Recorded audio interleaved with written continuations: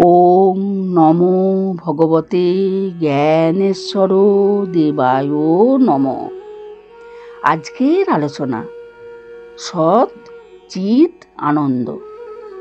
শ্রীগুরু জ্ঞানেশ্বর দেব বলছেন, সৎ চিৎ আনন্দ, ব্রহ্ম, আত্মা, ভগবান। ভগবান হলেন আনন্দ, পরমাত্মা হলেন চিৎ শক্তি রূপে শান্তি, আর সৎ হলেন ব্রহ্ম স্বরূপে বিশ্রাম। বর্ণব্রহ্ম ওঙ্কারের প্রকৃতি হলেন সচ্চিদানন্দময়ী ও বিশ্বরূপিণী। তার আধার পুরুষ মূর্তি হল বিশ্বরূপ বা বাসুদেব। আবার কখনো কখনো ভক্তের জন্য তিনি আত্মনারায়ণ রূপ নিয়ে থাকেন। তিনি অক্ষর পুরুষ। এখানে ব্রহ্ম জ্যোতিতে কোনো কোনো সাধকের লয় হয়ে থাকে। ওই জ্যোতি হলো খড়। সাধক ওই জ্যোতিতে প্রবেশ করে নিজেকে হারিয়ে ফেলে। তখন তার আর কিছু জানবার থাকে না।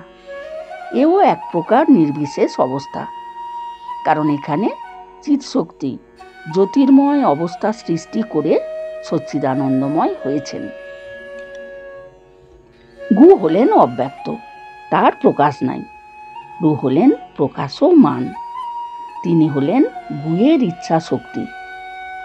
গুরু হলেন সৎ, ওই সতের ইচ্ছা শক্তি হলো চিৎ।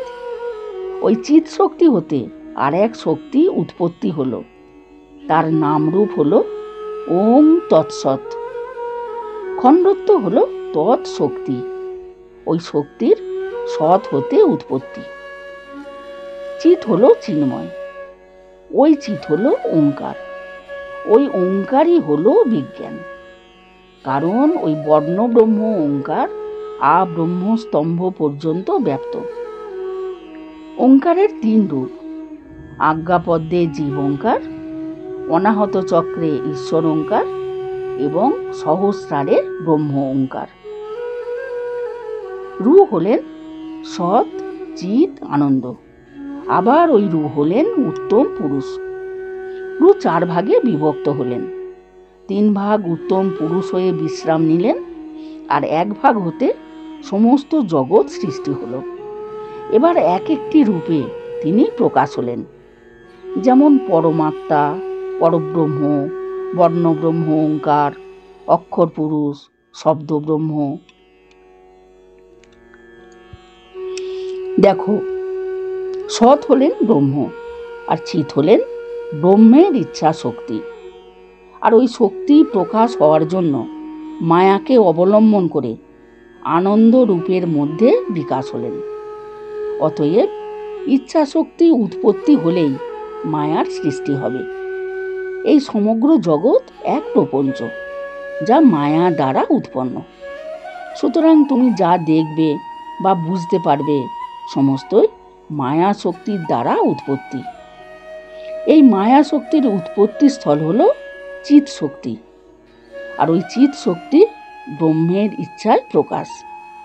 ইনি হলেন ব্রহ্মবিদ্যা, তারপর পরাবিদ্যা, এরপর সৃষ্টি হলেন বিদ্যা, তারপর মায়া অর্থাৎ অপরাবিদ্যা। যেমন মহামায়ার বিশুদ্ধ গুণের পর উৎপন্ন হলো সত্যগুণ, এরপর রজগুণ, এবার রজগুণ শেষ করে তমগুণে এলো। এই রূপে ব্রহ্ম শক্তি হলেন মায়া, মহামায়া, যোগমায়া, তারপর তত্ত্বময়ী, এরপর ব্রহ্ম শক্তি। তত্ত্বময়ী অর্থাৎ তত্ত্ব অর্থাৎ জ্ঞান, তত্ত্বময়ী মানে জ্ঞানময়ী, যেখান থেকে ব্রহ্ম শক্তির প্রকাশ ঘটছে। তবে চৈতন্যই হলেন ব্রহ্ম শক্তি। মায়ার ওই সমস্ত রূপগুলোতে যখন ওই চৈতন্য প্রবেশ করে, তখন ওই সমস্ত রূপ ক্রিয়া করে এবং ওই সমস্ত গুণের প্রকাশ হয়ে থাকে। সুখ বা আনন্দ আত্মাতে হয়ে থাকে। সত্য হলো সুখ আনন্দের অতীত। এই সত্যকে জানাই হলো সকল কিছু জানার শেষ।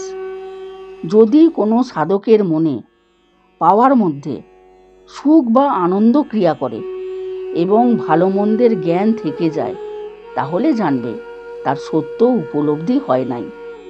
আর যা কিছু অনিত্য, যেমন সুখ, আনন্দ, অশান্তি, দুঃখ, জন্ম মৃত্যু, এই সমস্তই হলো মহামায়ার ও মায়ার লীলা। এই সমস্তগুলি থাকতে তার মধ্যে সত্য দর্শন বা অনুভূতি লাভ হবার কোনো সম্ভাবনা নাই। তবে ব্রহ্মের ইচ্ছায় সমস্ত কিছুর প্রকাশ হয়। জীবজ্ঞানে ব্রহ্মের এই সমস্ত ভাব অনুভব করা সম্ভব হয় না। যদি তুমি লক্ষ্য ঠিক করে তুমি তোমাকে বিসর্জন দিতে পারো, আমি ও আমার ভাবকে ত্যাগ করতে পারো, তবেই তুমি যে তার, এই জ্ঞান তোমার মধ্যে জাগ্রত হতে থাকবে। বিদ্যাও মায়া, আবার অবিদ্যাও মায়া। বেশটি গুণ আর বেশটি ভাব থাকলে তুমি যে রূপ পাবে তা হলো মায়া। মায়ার তিনটি রূপ: যোগমায়া, মহামায়া আর মায়া। যোগমায়া গুণাতীতা, মহামায়া বিশুদ্ধ গুণ আশ্রিতা, আর মায়া সত্য রজ তমগুণ যুক্তা। এই একই মায়া, যিনি মায়া তিনি মহামায়া, তিনি আবার মা যোগমায়া। তিনি এ বিশ্ব প্রকৃতি ত্রিগুণ যুক্তা। তারই রূপে আমরা মুগ্ধ। রূপে তিনি মোহিনী শক্তি, তিনি আবার বিদ্যা। মারণ, উচাটন ইত্যাদিতে মায়া তমশক্তি। মণিপুর চক্রে মাদ্রী রূপে মায়া রজগুণ যুক্তা। আবার আজ্ঞা পদ্মে এই মাদ্রী শক্তির ভীষণ প্রকাশ, তখন তিনি আবার মহামায়া বিশুদ্ধ গুণ যুক্তা। এবং সাধনার চরম অবস্থায় তিনি ব্রহ্মময়ী শক্তি, তিনি গুণাতীতা মা যোগমায়া। এই সর ঐশ্বর্যপূর্ণ মাই সাধককে আজ্ঞাপদ্ম থেকে শতদলে ঈশ্বর জগতে নিয়ে যান। এই স্থানই হল অখণ্ড নীলাভ কারণবাড়ি জ্যোতির জগৎ, যা হল সচ্চিদানন্দ সাগর। সৎ চিৎ আনন্দ হল ব্রহ্মের আনন্দ রূপ, ওই হল ব্রহ্মের নাদ স্বরূপ। এখানে সহস্রারে নিরাকার আর নির্গুণ এই দুই একত্রিত হলে ঘন বিগ্রহ হল। এর বর্ণ হল হলক্স। এই ব্রহ্মনাদ হতে ভগবানের সৃষ্টি। এর প্রকৃতি হল আনন্দময়ী, যাকে হ্লাদিনী বলে। তিনি নাদ শক্তি, নাদ ব্রহ্ম, তাকে নিয়ে প্রকাশ হলেন রূপে। ব্রহ্মের তো কোনো রূপ নাই, তিনি শক্তি যুক্ত হয়ে তবে রূপে বা জ্যোতিতে প্রকাশ হলেন। গুরুর রূপ হলেন ব্রহ্মময়ী শক্তি। এ শক্তি ছাড়া ব্রহ্মের প্রকাশ নাই। তাই প্রকৃতি হয়ে বা প্রকৃতি রূপে সাধনা করে তবে সেই পুরুষ ব্রহ্মকে ধরা যায়। অর্থাৎ সাধক সাধনার উচ্চ মার্গে অবস্থান করলে গুরু কৃপায় এই সচ্চিদানন্দ সাগরে অব্যক্ত অচিন্তনীয় সুখ, শান্তি, আনন্দ অনুভব করেন।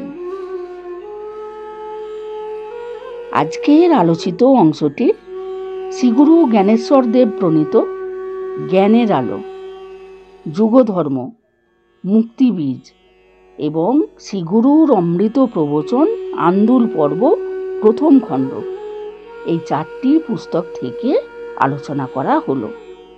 ওম জয় গুরু, ওম